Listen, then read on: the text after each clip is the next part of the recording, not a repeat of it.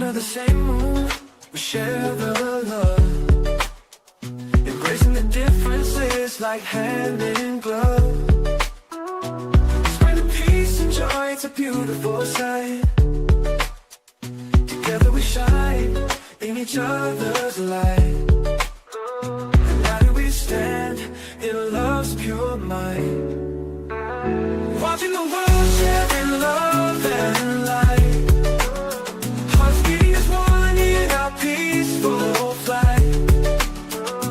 Colors of harmony painting the night. United we stand in love's pure might.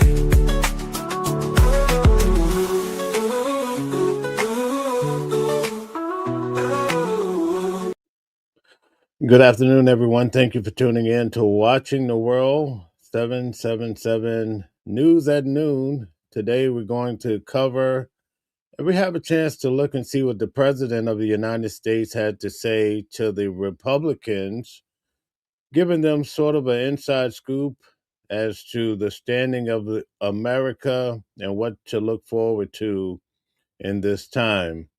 Today, I have some shocking information. I have not been able to confirm it.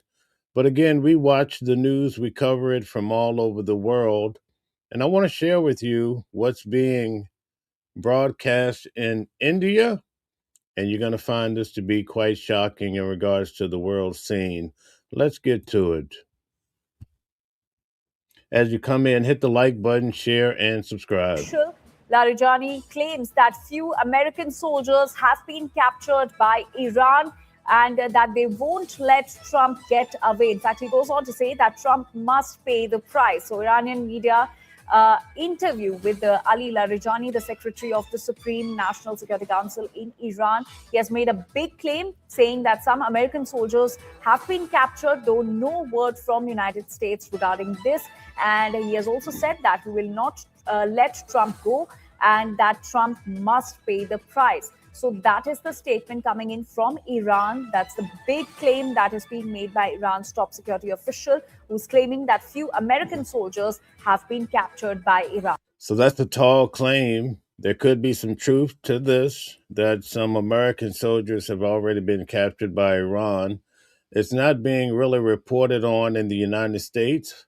Does not mean that it's not true, but I definitely will continue to keep you guys abreast to what's happening in regards to this matter. We do know, in fact, last night we went over how the Iranians had captured and held hostage some 50 plus soldiers in the United States back around 1979. And I actually showed you, if you want to go check it out, around 1980, President Trump actually spoke about how much of a threat Iran is to the American people. And now we see what's happening in the world today. These are some frightening times. Did you see the short that I put out down in the Bronx, New York? In fact, I'm headed back to the city now. And there are so many demonstrations and people are burning fires and chanting words that we do not understand the language, but definitely people in the United States are very upset. People from Iran, and not only from what I could see, there were other people in the crowd saying things about the president and the United States. But then right across the bridge, there's other people talking about, and these people are from Iran too, talking about how great of a thing it is that their people have been freed from the grips of Iran in certain ways, especially what happened to their leadership. But today we're going to take a look at Donald Trump and what he had to say yesterday in regards to the Republicans. I'm pretty sure you're going to find this quite interesting, to give us an update on the thoughts of the president, because we know that he is the leader of the United States, but also the world at large. Whether people like the president or not, you have to agree that he is running this world, and most people are afraid of him, and they don't even want to push back, at least publicly. So let's get to it. Let's get an inside scoop to see where the president is heading.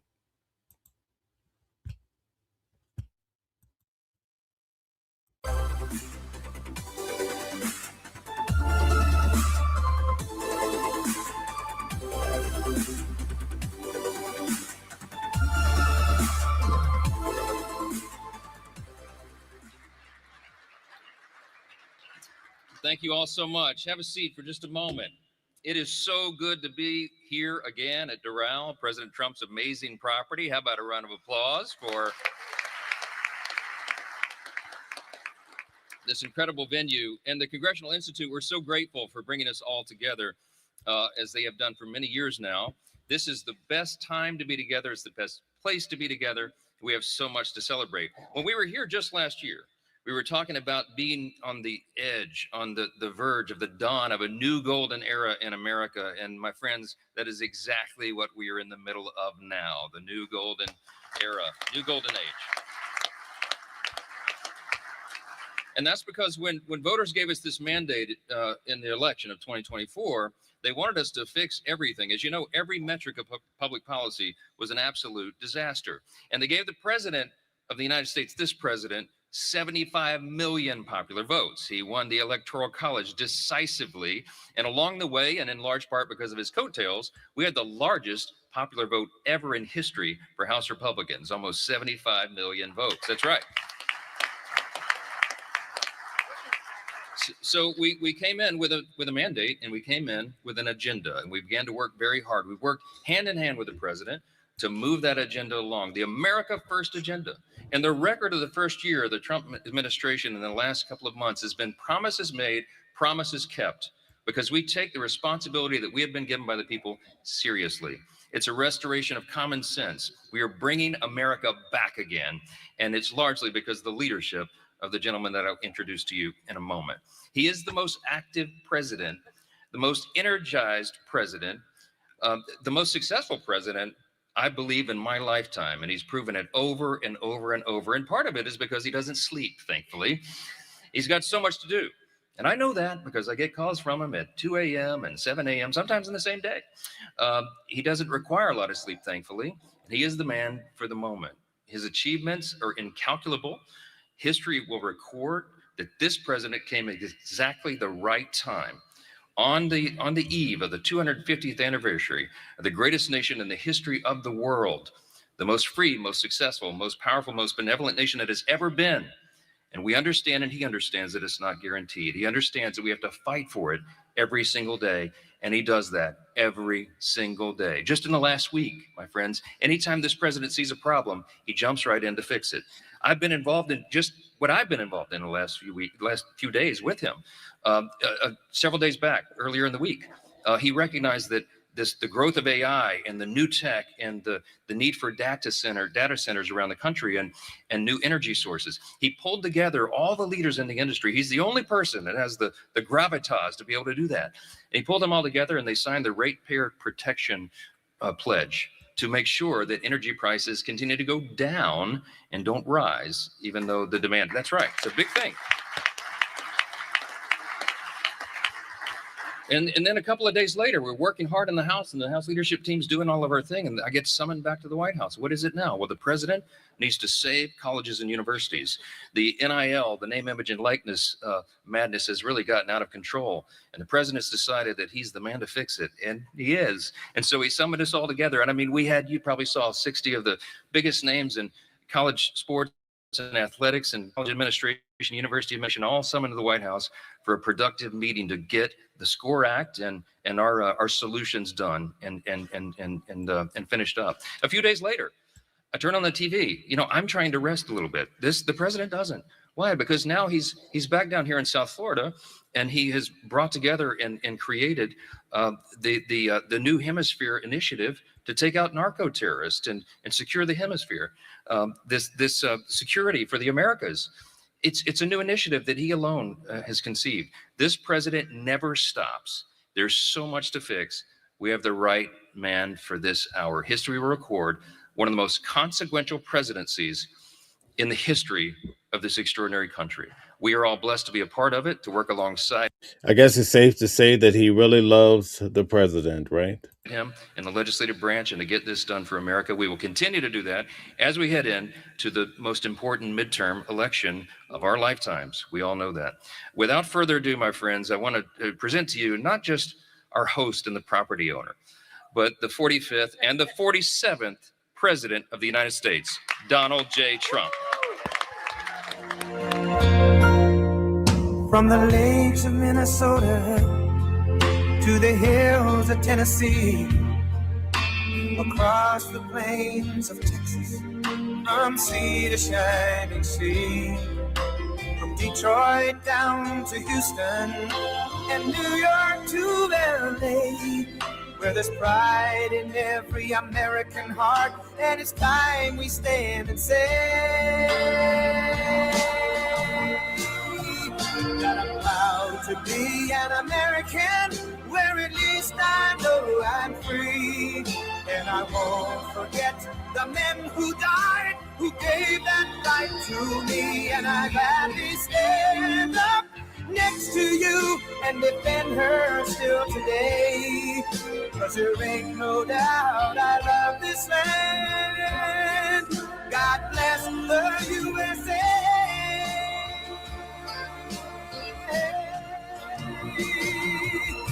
And I'm proud to be an American, where at least I know I'm free. And I won't forget the men who died, who gave that right to me. And I gladly stand up next to you and defend her still today. 'Cause there ain't no doubt I love this land. God bless the USA.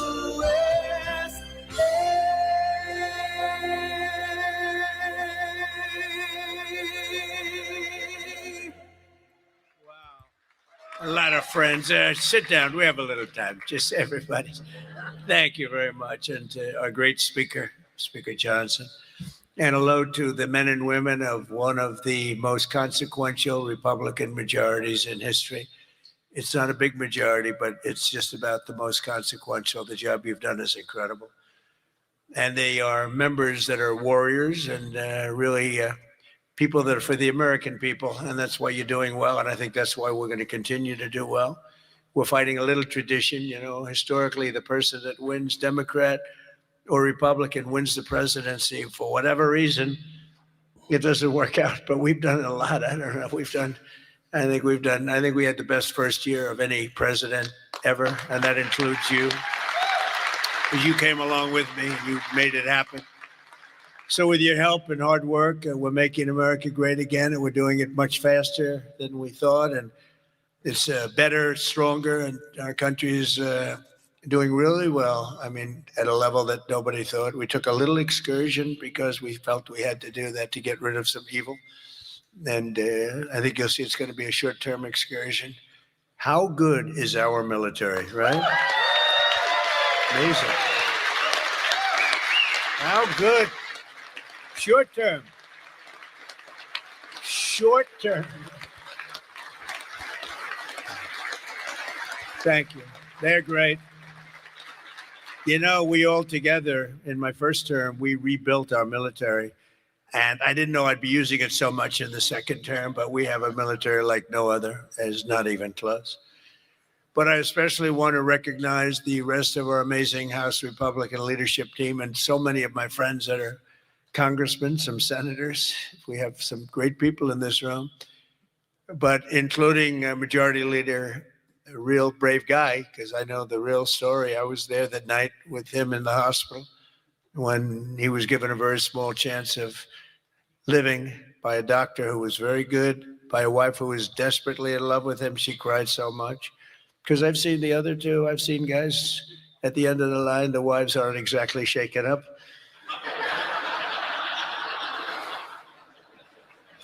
When they don't cry, when they have no tears or any sign of tears, this is not a good sign of a great marriage. But he must have a great marriage because she was just devastated. She was going to lose her guy. But it worked out that the doctor said more blood was put into him than he's ever seen. He was in big trouble. I looked at him that night and I said goodbye to him, but he made it. He was brave, and look at the way he fought back from so many different things. Steve Scalise.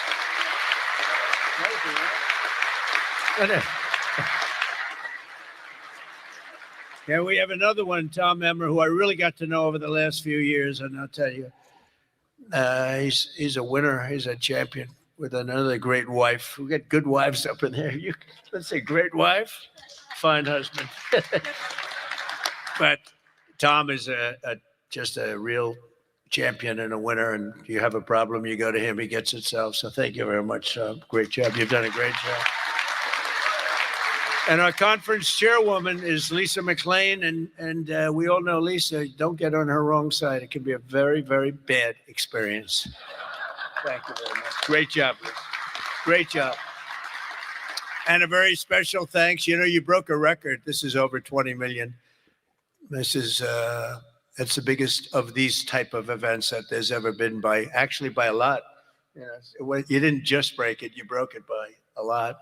So I want to congratulate you. But there's just great spirit. The Republican Party has fantastic spirit. The level I don't think has been seen before. I really don't. We have to get a couple of people on board, which, you know, at least one case is virtually impossible. I wonder who that might be. A sick person. But I want to say a very special thanks to everyone at the Congressional Institute for helping organize this event. This has been amazing.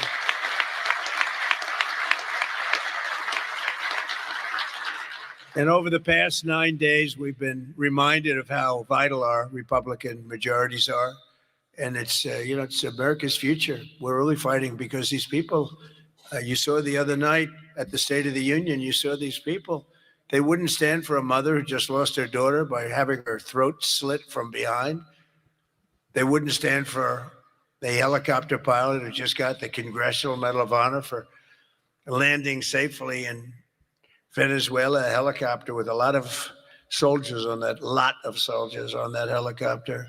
And he was able to land it safely, and his leg was practically ripped off. And for those people that know about helicopters, you land them pretty much with your legs, right, Tom? You land them with the legs, and he was in bad shape, and he got that. Not only landed, he landed in exactly the right spot at exactly as blood was pouring down the aisle, which didn't make all of those soldiers in the back feel too good. They're looking at a pilot who's bleeding out. But they didn't want to stand for that. They didn't want to stand for a 100-year-old soldier who had left a legacy of bravery. Everybody talked about it for years, and it was time for him to get the Congressional Medal of Honor. They didn't want to stand for him. There's something wrong with those people, and we can't let them ever be in a position where they can lead this country again or destroy this country again, because we almost lost this country. This country was close to being lost. The representatives in this room provided the pivotal votes in securing a record $1 trillion for the United States military this year. And now the world is witnessing the importance of that investment with one of the most complex and stunning operations ever conducted. And that's Operation Epic Fury. That's a great name, isn't it? Epic Fury. That's even better than Midnight Hammer, which was pretty good too, right? That was where we knocked out their nuclear potential. That was a big day, because if we didn't do that, they would have had a nuclear weapon within 2 weeks. And I think we'd be in a lot different situation. And then you had, of course, what they did in Venezuela, how that was just so far so good. We've done a real job. We've got all good ones. If you go back and you look at Afghanistan with Biden, one of the worst, I think the most embarrassing moment in the history of our country. If you look at what happened with Jimmy Carter, also with Iran, but if you look at what happened with the helicopters and the hostages, it cost them the election. It was what a mess. The world respects us right now more than they have ever respected us before. And because of Republicans, you people in Congress, the United States has by far the strongest and most powerful military on the face of the earth. We're the strongest military anywhere in the earth. And now everybody understands it. Together with our Israeli partners, we're crushing the enemy in an overwhelming display of technical skill and military force. Iran's drone and missile capability is being utterly demolished. The Navy is gone. It's all lying at the bottom of the ocean. 46 ships. Can you believe it? fact, I got a little upset with our people. I said, "What quality of ship? Excellent, sir. Top of the line." I said, "Why did we just capture the ship? We could have used it. Why did we sink them?" He said, "It's more fun to sink them." I said, "That's not."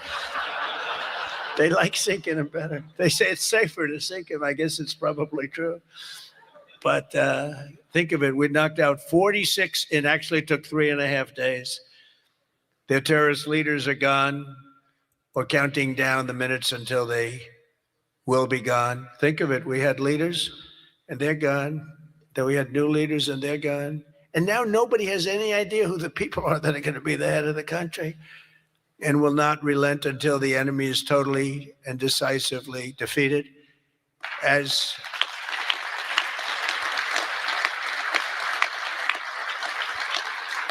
remember, Iran did so many bad things. They were really, if you look at Soleimani, who was taken out, as you know that, but you know who.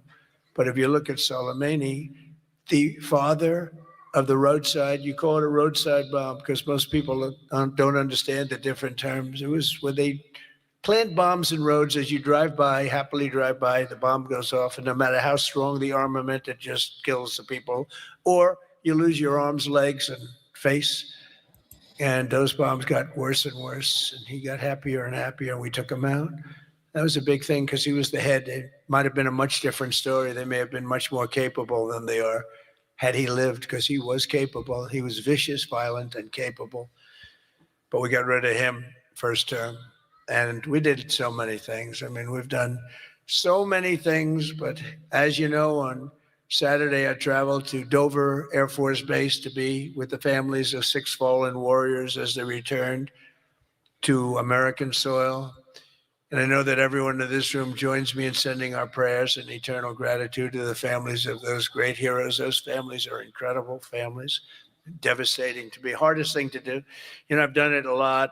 The hardest thing to do is to go to Dover, because Dover is where, for the most part, a lot of the fallen, the warriors, the great young people that have died in war, they seem to mostly go to Dover. They come home to Dover. Dover does a great job of handling things. They have men assigned to the family. They have men and women that are incredible, assigned to the families. It's a beautiful thing, but it's also a very sad thing. But they all said one thing to me: "Make sure you win, sir. Make sure you win." They weren't playing games. They want to make sure. They said it. Everybody said it. They were separate, but everybody said the same thing: "Make sure you win." We will. We've already won in many ways, but we haven't won enough. We go forward more determined than ever to achieve ultimate victory that will end this long-running danger once and for all. 47 years. It should have been done a long time ago. The world would have been a different place had some president had the courage to go and do it. They should have done it many, many times. They had many opportunities. The United States of America is the greatest and most exceptional nation in human history, and will not be threatened by evil terrorists and lunatics any longer. We just can't do that. And, you know, when I always talk about how great our nation is, I don't know. I don't consider our nation very great for 4 years under Biden. We were a laughingstock all over the world. We were a laughingstock. So, you know, I say great, great, great. But I don't know. When you look at what happened with so many different things, the open border, 25 million people, many of them very bad people pouring into our country with open borders that just said, come on in, makes no difference. They emptied their jails into our country. 11,888 murders, 50% of which murdered more than one person. The drug dealers came in, the mentally insane came in, they emptied their mental institutions, they emptied their insane asylum. That's a step above a mental institution. They emptied them all right into our country. And we've done a great job of doing what we've done. Think of it, we have the lowest crime rate that we've ever had. We have the lowest murder rate in 125 years. And we're saddled with all of the problems of the criminals that were let in. You know, look, they're smart people. I know the people that run those countries, every one of them, and they're all streetwise, very smart. And I would do exactly the same thing. They emptied their jails into our country. I said that was going to happen when I heard that they were having open borders. I didn't believe that they were going to happen. When I realized that they actually were going to have open borders, I said, we're going to have every person in jail. We're going to have every drug dealer. We're going to have all these countries all over the world. The Congo, they emptied their jails all the way from the Congo to all parts of South America, Asia. They sent in their people in jail, murderers. Some of the worst people on earth got sent into our country. And I'll tell you what, ICE is unbelievable, what they have to put up with and how tough they have to be. That goes for Border Patrol, and it goes for law enforcement, our law enforcement people. But sadly, even as our service members are fighting bravely to protect America abroad, the Democrat minority in Congress is deliberately sabotaging our national security at home. And you're going through it right now, fellas. I mean, you're going through, it's not even believable. You know, we should be very safe right now, especially when we're attacking somebody that's evil, bad intention. But last week, 53 House Democrats voted against a resolution affirming that Iran remains the world's #1 state sponsor of terror. Who the hell would do that? I mean, almost every act, whether it's Hamas or Hezbollah, no matter what, you take a look, it's Iran or Iran sponsored. And even more outrageously, as we speak, Democrats have shut down the Department of Homeland Security. They've got it shut down. Do you believe it? Right now, because they care more about amnesty for illegal alien criminals than about protecting the lives of American citizens. I mean, take a look at it. The American citizen is being scoffed at by Democrats. It doesn't make sense. None of this stuff makes sense to me. You know, when they sat and they wouldn't stand up for incredible people, they just refused to clap, stand up. By the end of the speech, by the way, they were all standing because somebody was passing. No, you people are getting killed tonight.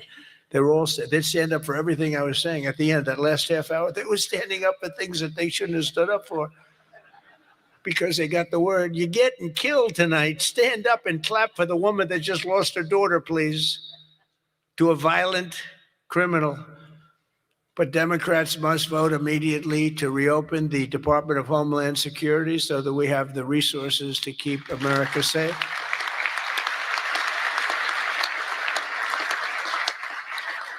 And under our pro-America, pro-worker, pro-family agenda, our country is winning again and America is respected again. And I think we have a country that's as hot as it's ever been, ever before, maybe hotter. And I say it all the time. The king of Saudi Arabia said it to me better than anybody could say it. He said, you know, I get along with him very well, very smart person.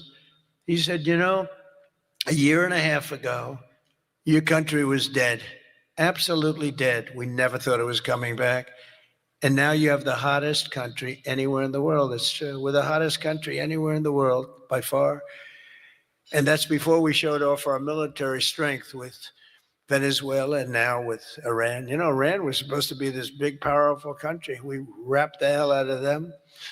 And, you know, I don't know when they cry uncle, but they should have cried it 2 days ago, right? But they don't have anything left. In our country, inflation is plummeting. Incomes are rising. The economy is surging. Our border is the most secure at any time in American history.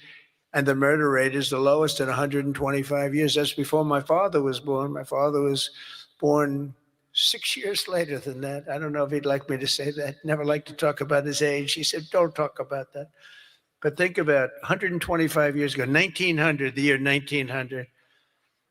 The stock market has set 53 all-time record highs since the election. And it's going to go a lot higher as soon as we get rid of this stuff that we're doing right now, that we really had no choice. I mean, I think I asked people, I said, would you rather do this or would you rather go along nice and smoothly, but eventually have a catastrophe the likes of which perhaps the world has never seen? And just about everybody says, except for lunatics, said, no, you had to get it done. Should have been done a long time ago. The average 401k is up almost $35,000. Think of that. It's at the best they've ever done. And I think you're going to see some real numbers when this gets, because this was always a dark cloud hanging over not only Israel, which was going to get wiped out.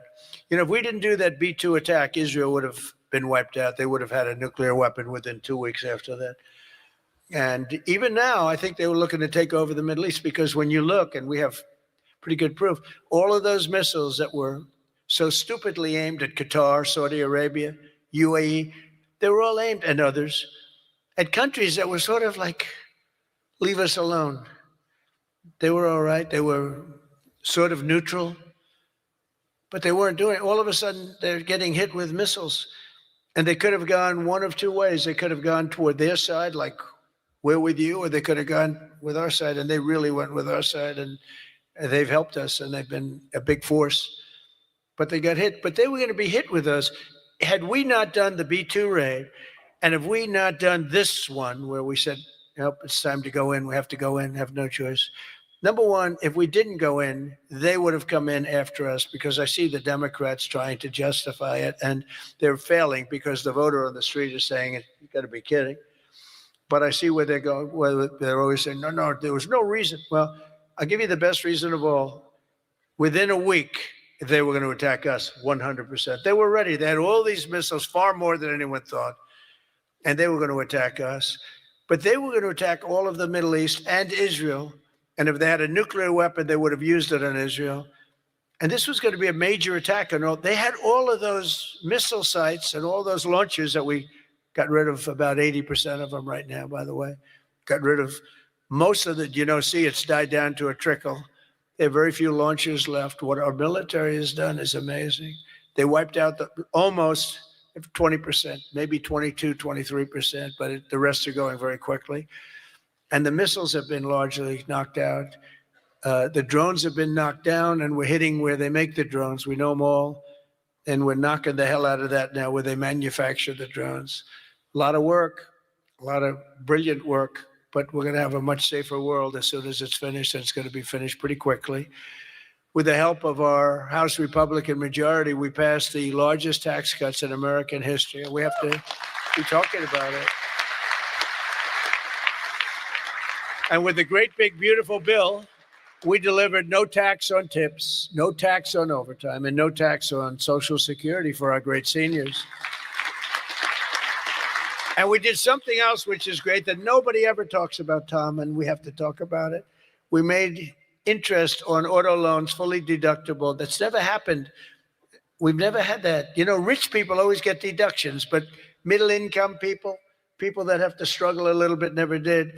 But now they can deduct the interest paid against their taxes. We have one little proviso, and I put this on, it's very important, only if the car is made in America, all right? That's going to have a huge impact. That's going to have a huge impact. We passed the Trump accounts to give every child in America a head start on the American dream, and that's so good.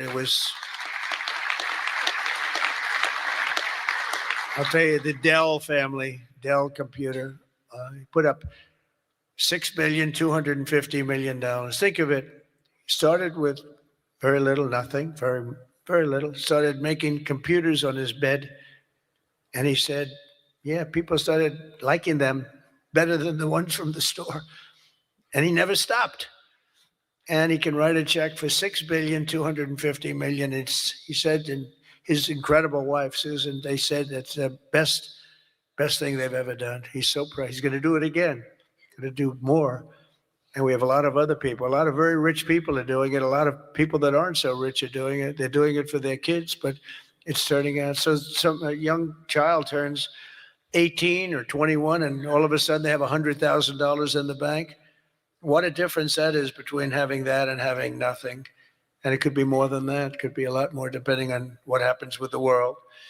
And we passed 100% expensing and bonus depreciation on all new equipment, factory construction and investments. And that's what made our first term. We had the greatest economy in the history of our country in the first term. And this one's going to blow it away. Again, we had a little pause, but it's not a very big pause. With your help, we also passed the largest regulation cuts in American history, ending the Green New Scam, one of the greatest scams in history, and massively increasing production of American oil, natural gas, and clean, beautiful coal. We brought coal back. You're not allowed to say coal without clean, beautiful.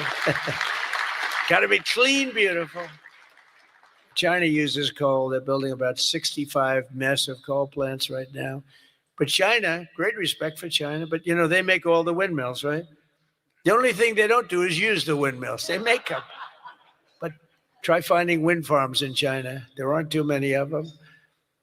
In my State of the Union address, I laid out an ambitious agenda that should be our roadmap this year. And it's starting with lowering the cost of living. You know, they gave us a mess. We inherited a mess, an absolute mess. And the mess was many things. They were bad with our military. They were bad with everything. I mean, I said, name one thing that they did right. They can't name one thing. But they also gave us very high prices. And then they said the word affordability. That's the first time I ever heard it. They said affordability. My first day in office, they said affordability. They're the ones that caused the problem, but we're really bringing down prices big. Do you notice you don't hear that word anymore, Mike? They don't say it anymore because we brought down prices so much. So our message is simple. Democrats created the high prices, and our policies are totally ending them, and they're ended, and we're doing better. We're even bringing them down further. They'll be way down, and we're bringing, you know, if you go back into the last period, I would say, I think it's 2.5 months, 1.7% inflation. 3 months, 1.45% inflation. Think of that. Whereas they had the highest inflation in the history, the single highest inflation in the history of our country. Now, you know, I always say this. They say 48 years because I don't want the fake news to get me on this. They say it wasn't history. It was 48 years that the inflation was the highest in 48 years. But I don't know. In some ways, 48 years sounds even worse because it's very specific. You know? But they had the highest inflation probably in history, but in 48 years, we inherited that. One of the first targets must be the crushing healthcare. We have to crush and take over the healthcare situation, which we can do. For the first time, we can do it since the passage of the Unaffordable Care Act. Big insurance companies have gotten rich. They've made money like practically no other companies have made, with our government giving them hundreds of billions of dollars, and their stock prices soaring to up to 1,700%, 1,000%, 1,200%, 1,600%, and even 1,700%. The government gave them essentially trillions of dollars. And I want that money to be paid to the person, not to the insurance company, and let them go out and buy their own health care. And people love it. People love it. You'll get better health care at a much lower cost, and they'll be sort of part of the system. But the money we spend on is so much. We spend numbers that nobody could even believe. But the healthcare companies, because the Democrats are owned by the insurance companies, remember that. And so they have a problem. That's why it's hard to get it fixed, because they are totally owned and controlled by the healthcare, by the insurance companies. Healthcare insurance, but the insurance companies themselves. So when you want to do something that's good for the people but bad for the insurance companies, it's very, very hard for them to go in a different way. Now, Republicans never do that kind of thing, right? You're owned by nobody, right? Nobody. See, a young girl up here say, yes. Some of them are a little bit shaky, but they're Republicans. We love them. We love them anyway, right, Mike? But they are owned by those big, powerful insurance companies that are making a fortune, and it's hard to get them to do the right thing. They know what the right thing is. So we want the money to be paid directly to the people and let the people go out and buy their own health care. And people love it. They love it. We can own the issue. For the first time ever, Republicans can own that issue. I'm also asking you to take swift action to codify my most favored nation policy on drug prices, the biggest. That alone should win the midterms. We have, and I tell this story all the time, my first term, third year, I actually had a slight, it was 0.25% decline in drug prices. First time in 28 years. I was so proud. I went home, told our great first lady, who's now a movie star, I got the biggest, can you believe this? That movie was hot. And it is hot. She became a movie star. It was a good movie. Put a one in the chat if you went to see Melania Trump's movie or documentary, whichever it was. Put a one in the chat if you did. But I went home and I said, you know, it's amazing. We do so well. We work so hard. This issue is the single biggest issue. Okay. I had a news conference. I'm embarrassed to say, a long time ago, my first term, third year, because I went up to a level that I did things that nobody's ever done. 28 years, I brought it down 1/4%. Now I brought it down 80%, 90%, 75%, depending the way it's driving the fake news crazy because I say 400%, 500%, 600, depending on the way you want to talk about it, if you want to talk about pricing. But using a conservative number, what we've done is we paid the highest price for drugs anywhere in the world, and now we pay the lowest price for drugs anywhere in the world. We are tied for the lowest price. Whoever has the lowest price, that's what we pay. And I did that through tariffs. We had a little disappointing decision, to put it mildly, from the Supreme Court. Terrible decision for the people. But the good news is I have lots of other ways of doing the same thing. I just have to work a little harder. They want me to work harder, but we're doing the same thing with a lot of work. But I used tariffs to get this because I went to other countries. The drug companies were not easy, but I got them. I said, we're not paying. We were paying for a pill $130 that in London and Germany and different places you'd pay $10. So we were paying 13 times more. They're paying $10, we're paying $130. And the drug companies, I called them in. We had a rough time, but it wasn't that bad. And they agreed because they knew that I couldn't get the countries. You had to get the countries to approve it. And I called up, and you've heard me say this a couple of times, not often, but I called the countries up. I called up France. I said, Emmanuel, you have to cut your good friends from America a reasonable deal. What's happening is you are paying a tiny fraction for drugs. No, Donald, I cannot do anything about that. I said, you can. He said, no, I will not do it. I will not do it, because he'd have to raise his pill from $10 to $20 and maybe even $30. Ours would come down from $13 to $130 down to $20. Think of that, from $130. That's what you're going to get, from $130 to $20. But he has to double his price from $10, and they were the boss. I said, no, you will. No, Donald, I cannot do that. And I heard this from all the other countries too, very elegant people. And they were saying, no, we cannot do this. We will not do this. I said, yes, you will, 100%. No, we will not. Because, they have to double up their prices. And I said, well, here's the story. If you don't do it, I'm going to put, in the case of Emmanuel, I said a 100% tariff on all wines and champagnes coming into the United States. No, Donald, you cannot do that. I said, I've already got the legislation. It's right in front of my desk. I'm going to sign it. Emmanuel, he said, Donald, I will agree to this. So he agreed. Everybody agreed. I got every country to agree. And now you've done something that no other president could have done.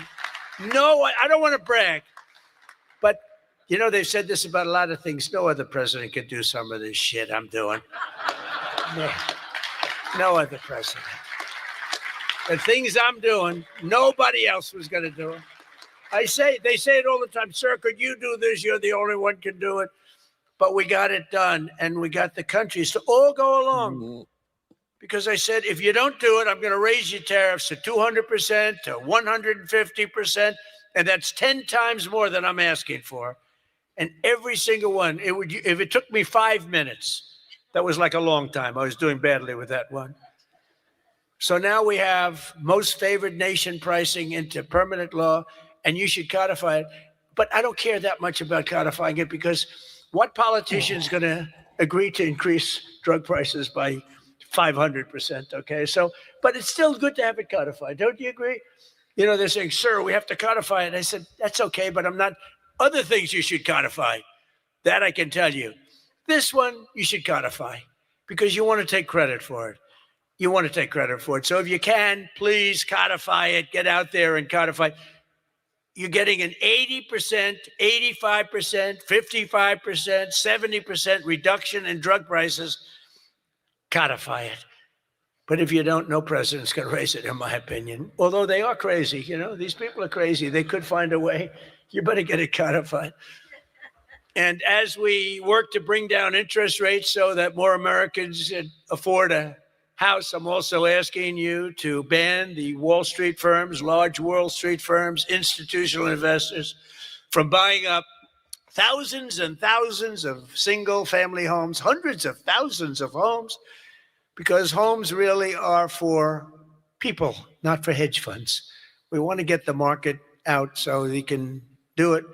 And we're stopping it. We want people to be able to buy a house. It's the American dream. Buying a house is a part of the American dream.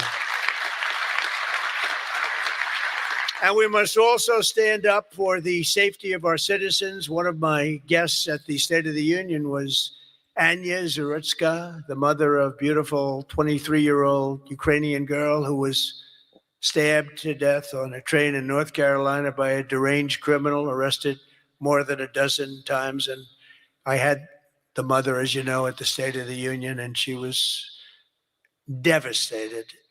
Beautiful woman, devastated, uncontrollably devastated. And we couldn't get one Democrat to even clap. The Republicans clapped and went wild, and they loved her.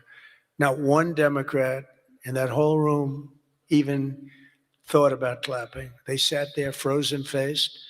Disgusting. House Republicans should get every Thank you, Joe. member of Congress on record and pass a tough new crime bill that imposes harsh penalties for dangerous repeat offenders, which this nut was, cracks down on rogue judges and prosecutors, and ends no cash bail once and for all. No cash bail is a big part. I mean, you have a man murder somebody, and by that afternoon, he's out on bail. No cash bail.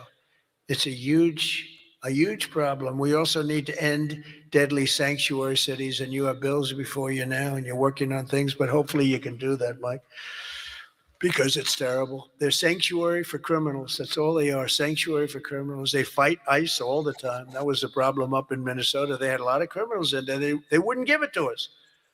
And to stop illegal aliens who cannot even speak English from driving 18-wheel tractor trailers. They have no idea what they're reading. I wouldn't be able to do it in their countries. There's arrows, there's speed limits. They have no idea what they're reading. And in many cases, they're on drugs on top of that. We need to ban any state from granting commercial driver's licenses to illegal aliens. Have to do it. You're welcome, Geraldine. And I want to thank House Republicans for passing another common sense measure. I would think it's the easiest thing. I just told Mike.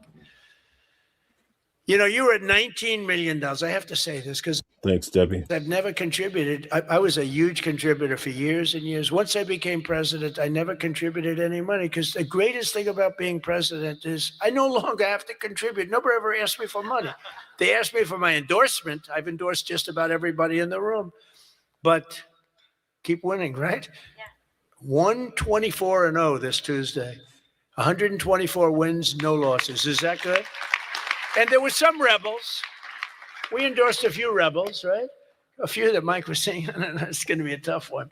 But we're 124-0. But as president, nobody ever asked me for money. And as president, as president, you sort of don't make campaign contributions. Right? But I heard you were at $19 million today. I said, has that ever been done? No, sir, it's a record, but 20 would sound better, right, Mike? Yes. He said, I'm going to give you $1 million. It's the first time I've done that. I never did it before. I never did it before.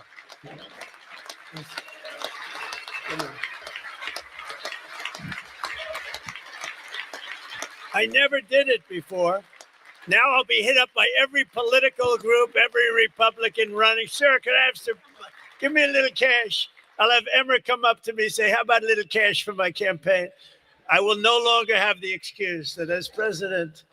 Anyway, no, but we had to hit the 20, right? We had to hit the 20. That was a hell of a thing. You beat it by a lot. You beat the record, the previous record by a lot. But I want to thank House Republicans for passing another common sense measure. to me, the easiest of all, the Save America Act to protect our sacred American. Look at this.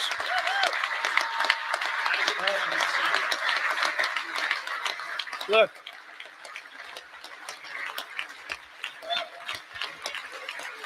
It's the easiest thing we have. It's the easiest thing we have. Shout out to J Cat and Brittany.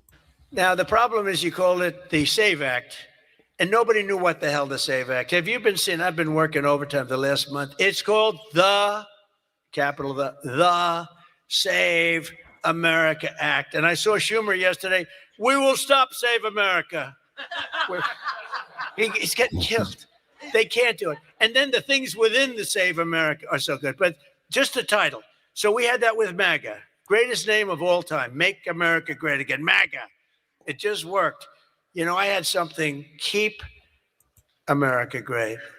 It was good, but it didn't have that MAGA. You know, there was nothing you could see. I had CAG. And CAG, I said, you know, no longer, that's not good.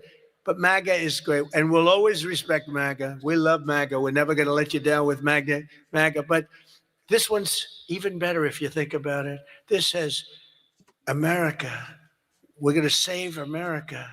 The Save America. How can they fight us? The Save America Act. And I've watched them. I watched Schumer, who's horrible. What a horrible politician. He is now a Palestinian officially. He is registered as a Palestinian. He's taken the biggest turn of any human being I've ever seen. He's gone from totally pro-Israel to totally pro-Palestinian. He wants to protect the Iranian people that are quite nasty. But it's very simple. Guys, let's hit the like button, share, subscribe. Thank you. All voters must show the act. Voter ID. Ready? This is not complicated. Voter identification. Now, if you know, I have a whole list, but I don't want to put. I have like hundreds of things on the list. If you go shopping, if you do this, if you buy a car, if you license a car, if you point to everything you need to have identification. So all voters have to show identification, ID. All voters must show proof of citizenship in order to vote. So you have ID and you have citizenship. So far, good. No mail-in ballots except for illness, disability, military, or travel. Mail-in ballots are a disaster. Jimmy Carter, the best thing he ever did, he headed a commission after he was president. It was the single best thing, and he did a thing on mail-in ballots. He said mail-in ballots should not be allowed because they are inherently dishonest. And we have seen it time and time again, and we just keep going with it. And I put that down as a top three. Look, no mail-in. Now, you have the exceptions for the military, and I would even say foreign-based military. But for the military, for disability, for illness, and if you're traveling, you know, you have an excuse. And I was lenient on that.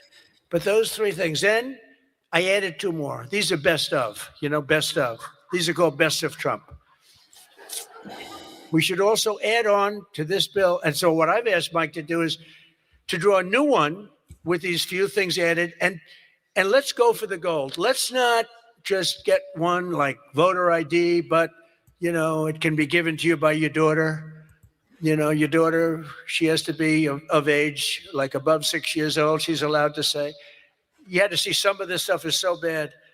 They're doing everything possible because they know if we get this, they probably won't win an election for 50 years, okay? And maybe longer. And they're going to fight like hell. But boy, do they get killed. Because even the Democrats, you saw the numbers today, Democrats voted 86% that this stuff should be passed. The Democrats. With Republicans, you're at 98%. But Democrats are at 86, except for the people that run the Democrat Party, because they want to try and win elections illegally. It's the only reason you vote against voter ID is because you want to cheat. There's no other reason. They come up with reasons. They say, it's racist. That's their number one, racist. Then you have to explain it, and they're just sitting there mumbling. They can't explain it. And it's actually very insulting when they use the term racist. Very insulting to the people that they're trying to so-called defend, but they're not defending. Then I wanted to add 2 more to it because they're, I say 95%, maybe 100%. No men in women's sports, very simple. Add that in. And I wanted to add in one other, I'm not even adding in no open borders because, you know, there's some people that like open borders. These people are crazy, but that's okay. Because I want 5 things that are like close to 100%. No transgender mutilation surgery for our children. You can't have transgender for our children. So those 5 things, 5 things: voter ID, citizenship, mail-in ballots, no mail-in ballots, right? We don't want men playing in women's sports. That's got to be about close to 100%. We don't want men playing in women's sports, and no transgender mutilation of our children. Now, that should be the easiest thing to get past that you've ever had. Each one, it's best of Trump. Those are best of Trump. I have some that are very popular, but I wouldn't put them in that category. This is the #1 priority. It should be for the House. And I'd like to ask Tom, Steve, Mike, all of you, if you would, I'd like to have you go back and Lisa, hello, darling. She was screaming her affirmation of what I said. The kid went wild. She was so happy that somebody finally said, let's vote on this. Lisa, you're going to get it done. Okay, I'm going to count on you. Forget the men up here. I'm going to count. Deal. But it's actually a matter in a serious way of national survival. We can't have these elections going on like this anymore. You know, you use paper ballots. If right now they have watermark, it's so safe, it's so good. You put it, it gets under a light. It says, you know, a code. It's very, very hard to cheat. Another thing, and I don't even bring this up. Guys, no spamming in the chat. It costs 7% the cost of those crazy machines. You know, I love the machines where they get the machines. They spend all this money, and they announce during the election that the tabulation will go along for another 3 weeks, right? With mail-in voting, you know, there's not a country in the world that does mail-in ballots anymore. They tried it. France tried it. It failed.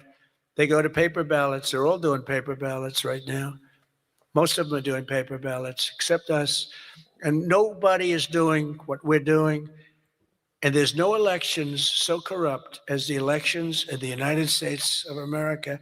And we can solve them with this. And the reason I put those other 2 that have not much to do with it is because they are equally popular. And I think it might help us.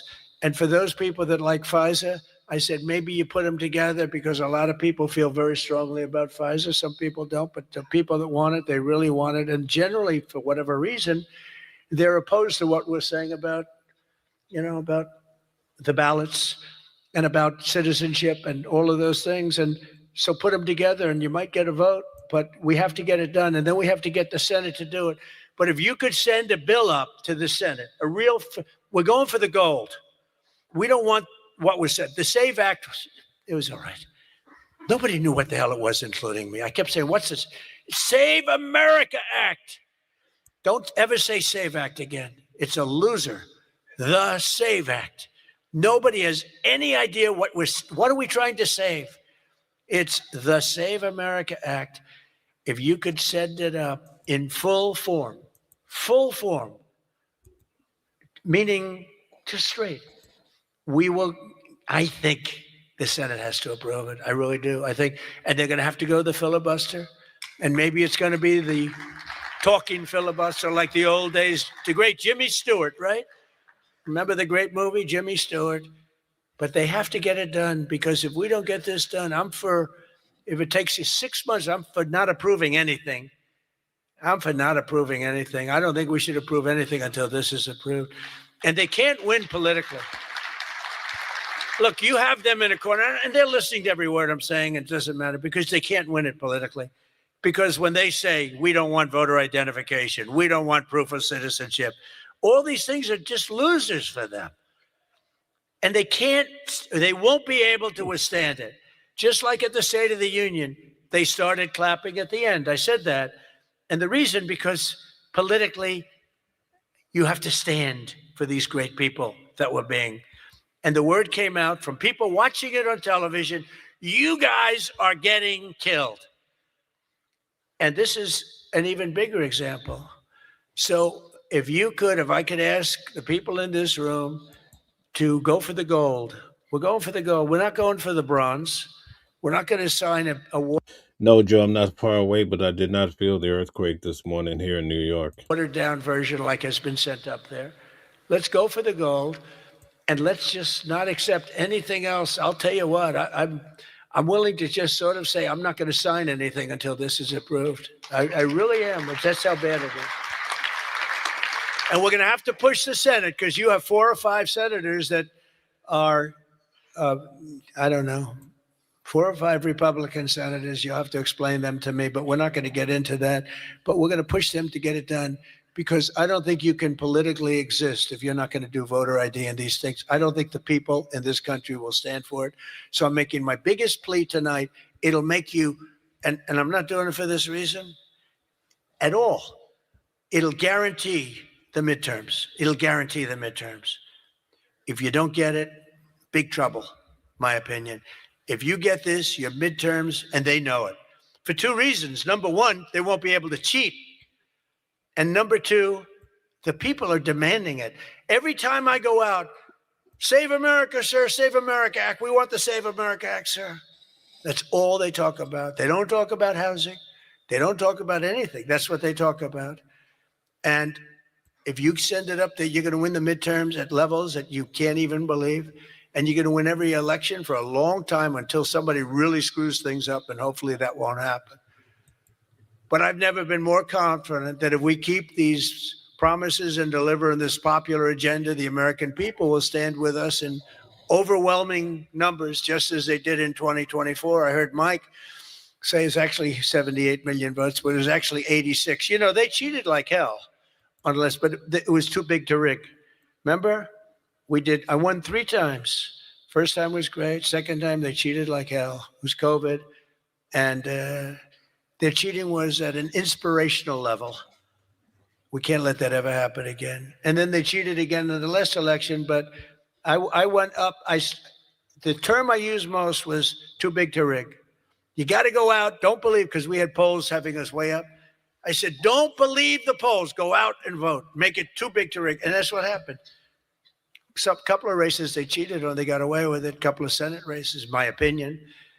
But we have to make it too big to rig, and that's what we did. But we shouldn't have to win an election that way. You're going to have a hard time winning elections that way. So you got to get that passed. And if we fight, we will win. And we will make our country safer and stronger and richer and greater than it ever has been before. And I want to say, very importantly, because they would like you not to say this, because this is a terrible thing in their opinion to say, God bless you and God bless America. Thank you very much, everybody. Thank you very much.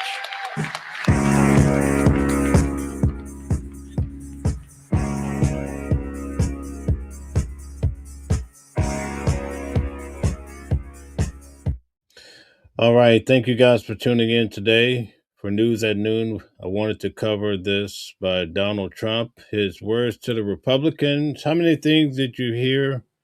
Did you learn something new today that the president said that he had never said before? Put it in the comment section. Let's see if we heard anything different. Thank you for tuning in. I always cover the president, obviously the leader of the free world. We have so much happening today in regards to the war, although it's not an official war. But when we say conflict, people say, well, you should say war. So it's always a debate of what we say and the words that we choose. But at any rate, we started off, there was some report that some Americans could be held in Iran against their will, but we haven't heard it from the U.S. media. So we'll keep our eyes and ears open. If something breaks, I'll definitely let you guys know. Today, I'll be in the city. There's a new case involving a pastor. I'm going to put it out on the community page, but he did a lot of vile things to children. It involves money.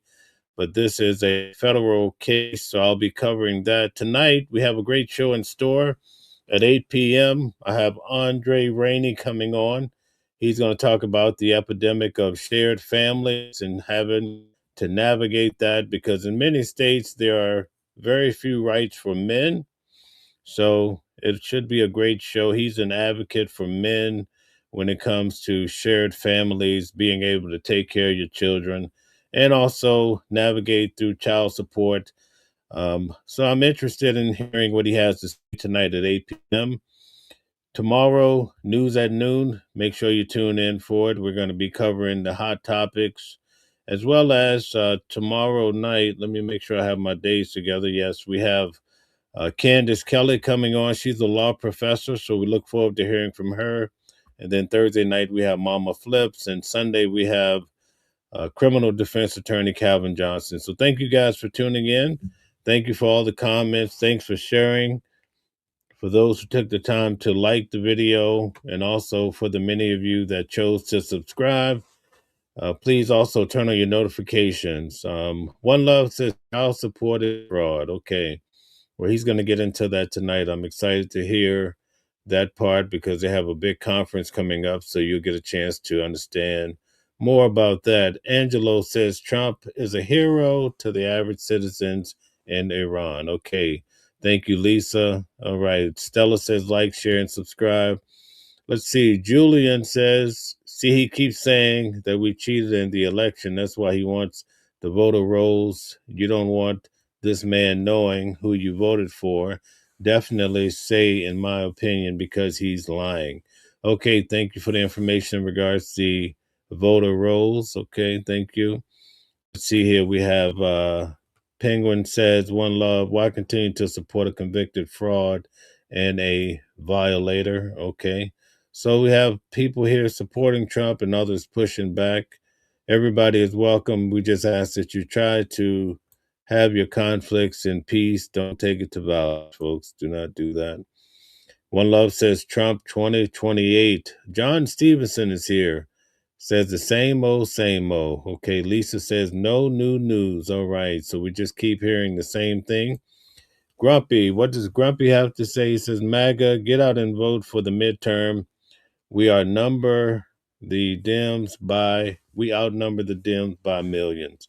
Okay, so we'll see how the midterms go. A lot of people are already gearing up to push real heavy on the midterms. And I'm not sure how it's going to go, but I do know that if it does not go in Donald Trump's favor or the Republican favor, the Democrats have already said they're going to impeach him. And they also want to have him sit down and be deposed along with his wife. So there's so much in store. This is a high stakes midterm elections. Put a 1 in the chat if you think that the Democrats are going to be able to turn things around for the midterms. Put a 2 if you think the Republicans will keep the majority and hold a steady hand. Let's see what everybody has to say from the crowd that we have here left. One Love says the midterms may not happen. Okay, I've heard that before, especially if we're involved in some war.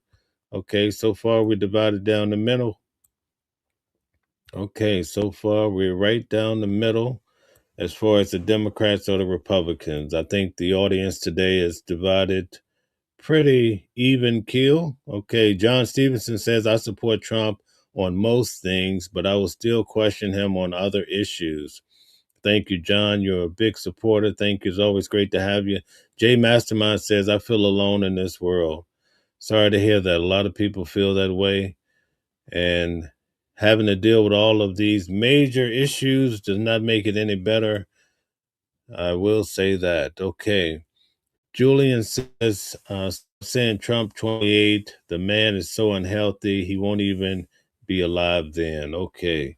All right. Bert says 217 to 214 in the House of Representatives. Okay. Thanks for breaking down the numbers. We're still divided down the middle, but it looks like more people are thinking that the Democrats are going to be able to turn this ship around. Okay, Samuel says elections were held during the Civil War. Okay, Bert says if the boots on the ground, the Republican Party is done. Oh, wow. Real Wade says, Mel, are you Trump's mouthpiece? Okay, thank you, Real Wade. If you stick around this channel long enough, you'll understand how I move. Evidently, you're new here, so I get it. I get it. Jay Mastermind says, thank you, brother. Thank you, Jay. Always, I see you here more frequently. It's a beautiful thing. Everett says, reps do not outnumber Democrats. Okay, thank you. Wild Guy says, Trump is the greatest president of all time. Okay, One Love says, my number is public. Don't be alone. All right. One Love has opened up the door. He's practicing and preaching this talk about love. Everett says, Trump lost in 2020. Suck it up, MAGA. Okay. Patrick says we need boots on the ground. Okay. Wild Guy says reps 100% outnumber Dems, and that's why you lose any election without illegal immigration. Okay. Pretty Thing says Republicans do not outnumber the Democrats. Okay. We have some, she's breaking out some facts. Bert says we have one that he said the House of Representatives last night. He will go in last night. Okay. Thank you. John Stevenson says, I think boots on the ground will definitely cost Republicans the midterms. Okay. All right. Wild Guy says, then why is Trump president? Okay. All right. Okay. Stylist says, thank you, Mr. Trump. Okay. Bert is still breaking down those numbers. And Grumpy says, we will see during the midterm, Miss Pretty. Okay. All right, everybody's has their own take on how this is going to go. So we anticipate to see the results. Andrew says, how many will die for the Epstein coalition? Okay, good point. Lisa says, good chat today. All right. Wild Guy says, why do Democrats need to import 10 million immigrants to win an election if they outnumber us? Okay, so he's pushing back on those numbers. A lot of great comments here today. Let's see here. Fruity says inflation will take off. Okay, especially if we go to war. But according to what was said this morning, Donald Trump is saying this is only temporary. Pretty Thing says Republicans pull out all the tricks to win. All right. Thank you for all you do, Pretty Things. Brittany says, great live, Mel, sir. God bless you always and all your hard work. Thank you. I appreciate you, Brittany. It's always amazing to see you in the audience. Bert says, great voting today. Go out and vote in Georgia. Okay. All right. James says, God bless USA. Okay. So many comments are rolling in. Angelo says Democrats use illegal aliens for slave labor, wages, human trafficking, fraud against taxpayers, manipulation of voting blocks. Okay. Everett says one reason Trump is president is that 90 million people didn't vote. Why didn't they vote, Everett? That's what we want to know. Was it pushback on the Democratic Party, or was it that people are just starting to feel like voting doesn't help? Let's talk about it. Why is it that a lot of people did not vote? Were they just fed up? I know in my case, Joe Biden really, I had a hard time with Joe Biden, I must say. I had a hard time with Joe. We need more promises kept, and it's very important. Brian says, James, absolutely, buddy. Okay, thank you. Jackie, thank you. Nice to have you here. It says, you skipped the pedo in chief is we can't use these type of words. It's a little difficult. Let's use good words because YouTube punishes bad words. So we want to keep things on the up and up. William says oil is projected to reach $300 a barrel. Right now it's at around $50. Yesterday things were going up, but last night they retracted and tend to be going down a bit today. All right. Everett says Trump probably cheated to win in 2024. Okay. Bert says Maryland is voted again as well. Okay. Thank you. One Love says invest in Boeing and steel if you're worried about the war. Okay. All right. Thanks for the stock tips. James says Iran killed 24,000 protesters in 2 days. Wow. Okay, thank you for all the information, guys. Brian Cantrell's in the building. Brian says, Uncommon Woman, one of my favorites. God bless you. Okay, Brian is here. He's always keeping everybody together with togetherness. Brian Togetherness. That's going to be his new name. Fruity says, Hope Trump brings ICE back to Chicago. I can't stand Biden. Okay. Good luck with having ICE come back to Chicago. I believe the mayor did not want ICE in Chicago. Pretty Ting says, if you should be illegal, it should be illegal not to vote. They should be fined for not voting. Okay, thank you for your breakdown of that. Stella says, please be mindful of certain words due to YouTube policies. Thank you. Stella is our policy enforcer, trying to keep us in compliance with YouTube, and we appreciate all that she does at a high level. One Love says, Joe had a hard time with Joe. Okay, that's a good one. That's the first time I heard that one. Everett says 90 million didn't vote because they are lazy. Really? You think that's the reason why they didn't vote? Okay. John Stevenson says, bad as you might think about the Trump, but you have to agree that the country was not headed in a good direction under the Democrats administration. That's a fact. Okay. There's some truth in that, John. But a lot of people are concerned about what's happening today, and most Americans, I believe, do not want to deal with war. So we'll have to see how things materialize going forward with our current administration. Lisa says, I was never interested in politics until January the 6th. Okay, bring them out, bring them out. People really, could you believe somebody actually crapped in the office of one of the representatives? What were they thinking? What was going on? At any rate, they were all pardoned eventually. Gary says, so I guess Trump news a better, choice. Okay. Angelo says, thanks for reading my comments out loud. Okay, glad to do it. Everybody wants to be heard. James says Trump won popular vote. Okay, so did Hillary Clinton. Didn't count for much, but Trump won the entire board. Everett says Biden had the economy headed in the right direction. I know the stock market was pumping, that's for sure. Made a record money during Biden's time. It's on the up and up now, too, but down because of this action that's happening in the Middle East. Bert has some statistics for us. 27% of people didn't vote in the last election. That is why people being voted in this midterms. I think in this midterms, people are going to come out of the woodworks, but I think measures are being taken that could make it quite difficult. So we'll have to see how this all plays out.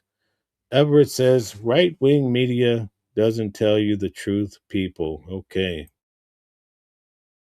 Thank you for that. We have Orange says a fine for not voting.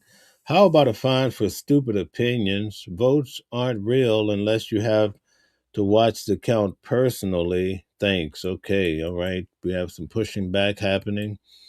One Love says New York City.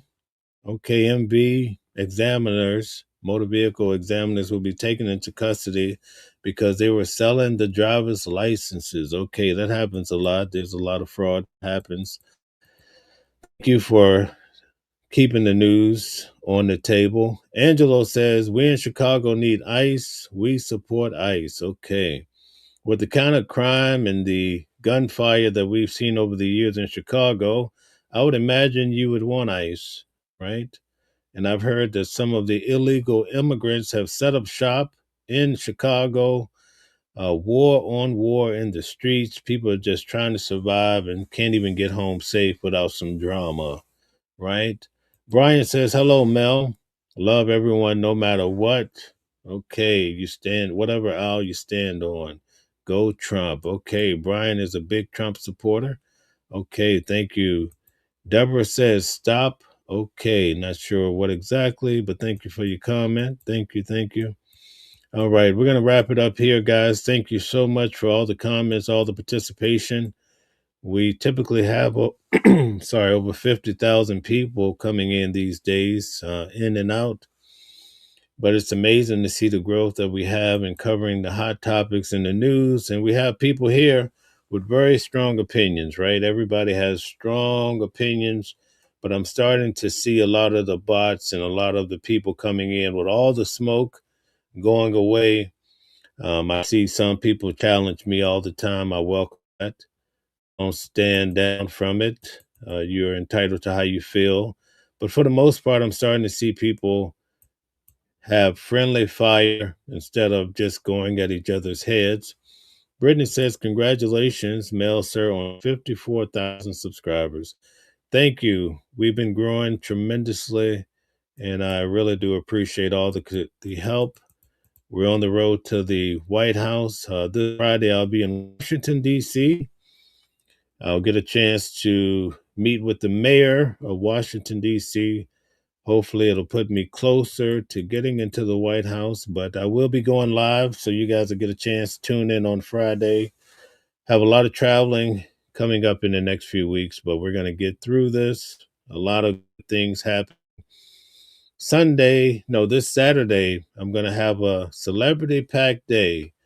I'll try to go live when possible, but I'm going to an event, a private affair, where there should be a lot of prominent names. So look out for that live as I be traveling more and more coming up. So thank you so much, guys, for tuning in today. We had a great show, and I appreciate each and every one of you.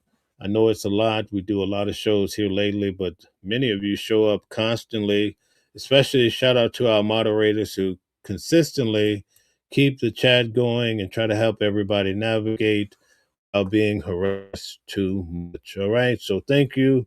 Have a good day. We'll see you tonight for the show in regards to child support and also the shared family arrangement. We'll see you then, 8 p.m. Eastern Standard Time. Thank you. Different voices, but the same song. Living a world where we all belong. Kindness leading the way, breaking the chains. In the symphony of love, the flame remains. Embracing diversity, brighter days in sight. Watching the world sharing love and light. Hearts beating as one in our peaceful flight. Colors of harmony, painting the night. United we stand in love's pure might.